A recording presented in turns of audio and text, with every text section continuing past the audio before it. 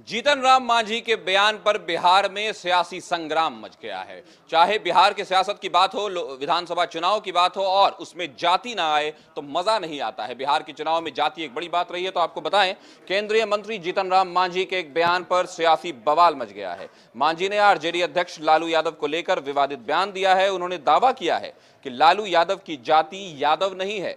पटना में पत्रकारों से बातचीत के दौरान तेजस्वी यादव से जुड़े सवाल पर प्रतिक्रिया देते हुए मांझी ने कहा कि उनकी जाति पर सवाल उठाने से पहले तेजस्वी को अपने पिता की जाति के बारे में पता लगाना चाहिए कि वो यादव हैं भी या नहीं। मांझी ने बेहद ही तीखे लहजे में कहा कि अगर तेजस्वी यादव उन्हें जीतन राम मांझी की बजाय जीतन राम शर्मा कहते हैं तो वे उनसे पूछना चाहते हैं कि वो बताएं कि उनके पिता क्या हैं। तेजस्वी को पता भी नहीं है कि लालू यादव किसके जन्मे हुए हैं। उन्होंने कहा कि वास्तव में लालू गरड़िया पिता के बेटे हैं, वो यादव नहीं है बल्कि गरड़िया जाति से हैं। ये बात तेजस्वी को अपने पिता से जरूर पूछनी चाहिए। वहीं हम प्रवक्ता श्याम सुंदर शरण ने भी लालू यादव की जाति को लेकर बड़ी टिप्पणी की है। उन्होंने चुनौती देते हुए कहा कि हिम्मत है तो वो अपनी 3 पीढ़ी की वंशावली जारी करें, इससे उनकी जाति को लेकर सब कुछ साफ हो जाएगा। श्याम ने लालू को दलित विरोधी मानसिकता का आदमी भी बताया है। मांझी के गरेड़िया कहे जाने के बाद लालू यादव ने भी कड़ी प्रतिक्रिया व्यक्त की है। लालू यादव ने कहा कि सच में वो मुसहर है क्या।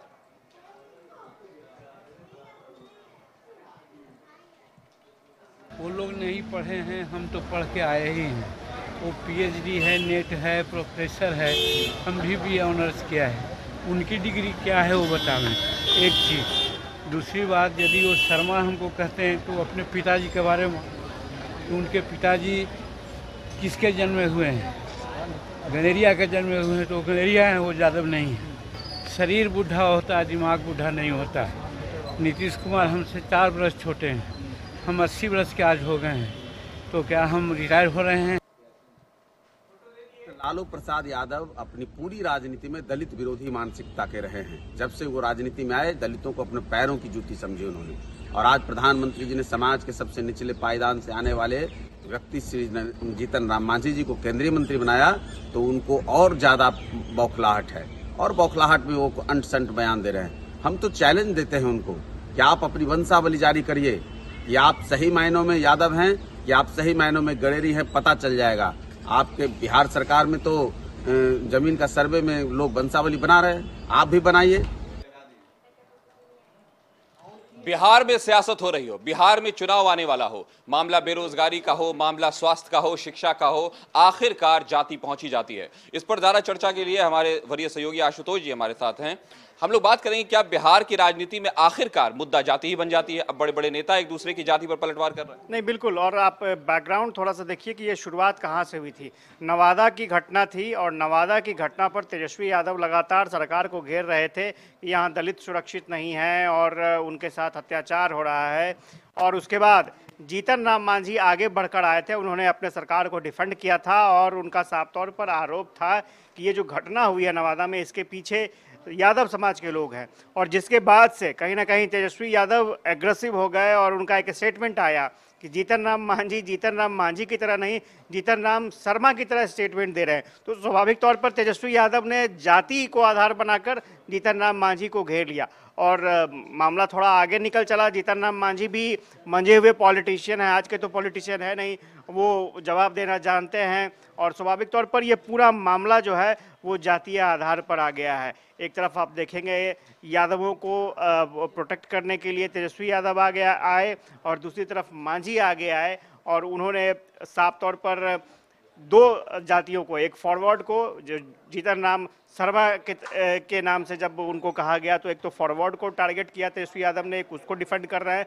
दूसरी तरफ जो दलित महादलित समाज के लोग हैं उसको वो प्रोटेक्ट कर रहे हैं। तो स्वाभाविक तौर पर बिहार में आखिरकार जब चुनाव नज़दीक आते हैं तो इसी तरह की पॉलिटिक्स चलती है और ये पॉलिटिक्स आगे भी जारी रहेगी। क्योंकि आप जरा वोट बैंक देखिए, नवादा की घटना बहुत बड़ी घटना थी और ज़मीन सर्वे से जुड़ा हुआ मामला था।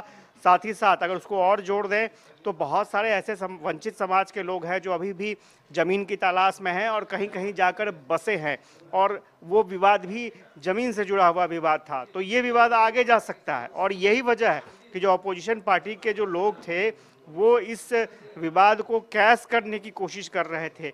जातीय गोलबंदी वहाँ से शुरू हो गई नवादा की घटना पर, और ये कोशिश की जा रही थी कि ये मैसेज जो है पूरे बिहार में जाए कि जो दलित समाज है, जो वंचित समाज है, भूमि सर्वे के बाद उसका हिसाब हो जाएगा, उनके ज़मीन से निकाल दिया जाएगा। और नवादा एक छोटा सा उदाहरण है, और उन लोगों को एकजुट करने की कोशिश की जा रही थी। और इसी बीच जीतन राम मांझी आगे आते हैं, क्योंकि वो एनडीए को लीड कर रहे हैं और केंद्र में मंत्री हैं, तो स्वाभाविक तौर पर उन पर भी बड़ी जिम्मेदारी है। क्योंकि बीजेपी ने, आपने देखा होगा कि बीजेपी लगातार जीतन राम मांझी को फ्रंट पर रखकर अपना जो पॉलिटिक्स है वो खेलती रही है बिहार में।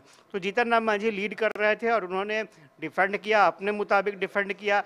लेकिन ये मामला जो है वो अलग रास्ते पर चला गया। फिर लालू प्रसाद यादव की जाति पूछी जाने लगी कि भाई उनका जो 3 पुस्त का जो बायोडाटा है वो निकालें और फिर बताएं कि किस जाति से आते हैं लालू प्रसाद यादव। तो ये कहीं ना कहीं जो सोशल जो लड़ाई थी वो जाति के आधार पर बढ़ती नजर आ रही है, और कह सकते हैं कि आने वाले समय में इसमें और बढ़ोतरी देखने को मिलेगी। आशुतोष जी, एक बात बताएं कि क्या पक्ष और विपक्ष दोनों ही विकास के मुद्दे से इलेक्शन को, इस आने वाले आगामी विधानसभा चुनाव को भटकाना चाहते हैं और जाति पर ले जाना चाहते हैं? क्या इस बार पक्ष और विपक्ष बिल्कुल दोनों यही काम कर रहे हैं, या कहीं ना कहीं विपक्ष जो रोजगार को लेकर के, विकास को लेकर के सरकार पर हमला कर रही थी, उससे साइडलाइन लेकर वही जज्बाती और भावनाओं वाला मुद्दा उठा रही है? नहीं, आप देखेंगे कि अब रोजगार मुद्दा नहीं है, अब नौकरी मुद्दा नहीं है, और कहीं भी इसको प्रमुखता से न तो विपक्ष की तरफ से उठाया जाता है, और रूलिंग पार्टी तो समय समय पर डिफेंड करती ही रही है। क्योंकि तेजस्वी यादव ने जब शुरू किया था जो 5 लाख नौकरियां हम देंगे और सरकारी नौकरी देंगे उसके आधार पर, और इसी बात को लेकर के विवाद भी हुआ था जब तेजस्वी यादव सरकार में भी थे, श्रेय लेने की होड़ मची थी। और अब बाद के दिनों में नीतीश कुमार ने बहुत सारी वैकेंसियां निकाली, नियुक्तियां हुई, और अपने तरीके से अलग अलग डिफेंड किया गया। बीजेपी ने भी डिफेंड किया, नीतीश ने भी डिफेंड किया। तो अब वो मुद्दा है नहीं, क्योंकि जो आप जब भी कैबिनेट की बैठक होगी तो उसमें आप देखेंगे कि कुछ वैकेंसियां आ रही हैं, या फिर अलग अलग डिपार्टमेंट की तरफ से वैकेंसियां आ रही हैं। तो अब वो मुद्दा नहीं है। और चूंकि बिहार में एक बात ये कटु सत्य है कि विकास के नाम पर कभी वोट पड़े नहीं। ये ज़रूर है कि काम ज़रूर होते हैं। नीतीश कुमार जब बीजेपी के साथ आए तो उन पर बहुत दबाव था कुछ अलग करने का, कुछ बेहतर करने का। काम हुए, इसमें कोई दो राय नहीं है। बाद में डबल इंजन की सरकार हुई, और उसके बाद भी आप देखेंगे सड़कों का जाल बिछा, बिजली आई, और बहुत सारे काम हुए। लेकिन जब आप वोट की बात आती है तो आप उस काम को आधार नहीं बना सकते, क्योंकि लोकसभा चुनाव इसका उदाहरण है। बिहार में आप देखेंगे कि किस तरह से विपक्ष को भी एक अच्छा सीट मिला। एक आकलन किया जा रहा था कि इतनी सीटें, 10 सीटों के आसपास विपक्ष हासिल करेगा, तो वो विपक्ष के हाथ गया, वो सीट गई वो। तो इसमें कोई दो राय नहीं है कि जब भी गोलबंदी होगी वो जाति के ही आधार पर होगी। जब भी वोट पड़ेंगे वो जाति के। आशुतोष जी, अभी कुछ दिन पहले ही तेजस्वी तो बहुत नौकरी कर रहे थे कि जब हमारे साथ थे मुख्यमंत्री तो हमने इतनी नौकरियां दी, फिर हम आएंगे तो नौकरी देंगे, यानी नौकरी मुद्दा था उसको एक तरह से रिप्लेस कर दिया गया जातियों से। नहीं, बिल्कुल, और रिप्लेस इसलिए कर दिया गया क्योंकि अब उस मुद्दे में कुछ बचा नहीं है। आप ठीक है, आप ये कहते रहेंगे कि हमने दिया और नीतीश अब दे रहे हैं, क्योंकि अभी सरकार में है, आप अपोजिशन में है, तो एक ही मुद्दे को आप ज़्यादातर कैश नहीं कर सकते हैं, ज़्यादा देर तक आप उसे खींच नहीं सकते। तो नया मुद्दा चाहिए, तो जाति को फिर से वहाँ पर रिप्लेस किया गया है। और इसमें कोई दो राय नहीं है कि आप जाति गणना के बाद आप संख्या बल भी तो देखें ना, दलित महादलितों का संख्या बल कितना चला गया, 19% के आसपास चला गया है। तो स्वाभाविक तौर पर वो अलग वोट बैंक है। तेजस्वी भी अलग वोट बैंक की राजनीति कर रहा है। आपने देखा होगा कि कुशवाहा समाज को उन्होंने टिकट दिया लोकसभा चुनाव में, इसका फायदा भी उन्हें मिला। ये कहा गया कि कुशवाहा जो वोट बैंक है वो आरजेडी की तरफ शिफ्ट कर रहा है। जब आप यादव आपके पास है, मुसलमान वोट बैंक आपके पास है, कुशवाहा वोट बैंक आ जाएगा। अगर दलित में हम सेंधमारी कर लेते हैं, दलित के वोट बैंक कुछ हमारे पास आ जाएंगे, तो स्वाभाविक बात है कि एक मजबूत आधार बनेगा। और इसको कैसे बचाना है, बाकी तो एनडीए जान रही है कि जो माइनॉरिटीज़ हैं या फिर यादव वोट बैंक है, बड़ा सा हिस्सा उधर जाएगा। लेकिन जो हमारे अपने वोट बैंक है, जिसको मानती है एनडीए कि ये हमारा वोट बैंक है, इसको कैसे हम अपने पास रखें।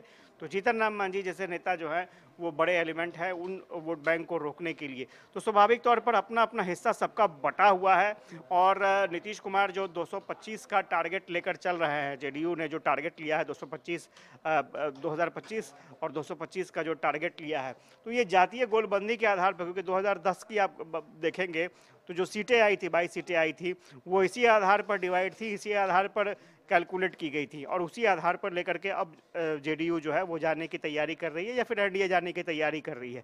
और यही वजह है कि सिर्फ एक और एक वजह है कि जाति के आधार पर ही उस जगह पर पहुंचा जा सकता है। अगर डेवलपमेंट की बात आती है तो एनडीए के पास गिनाने के लिए कुछ काम है, एनडीए गिना सकती है और उसके साथ साथ प्लस कास्ट पॉलिटिक्स यानी कास्ट वोट अगर उनके पास आ जाता है तो ये उनके लिए एक प्लस पॉइंट होता है। अब तेजस्वी यादव कितना सेंधमारी कर पाते हैं, आरजेडी कितना सेंधमारी कर पाती है, ये देखना दिलचस्प होगा। ये देखना दिलचस्प होगा कि कौन पर कितने वोट बटोर सकता है, क्या समीकरण बिठा सकता है और टिकटों का कैसे बंटवारा कर सकता है। हमारे साथ जुड़ने के लिए आशुतोष जी आपका शुक्रिया।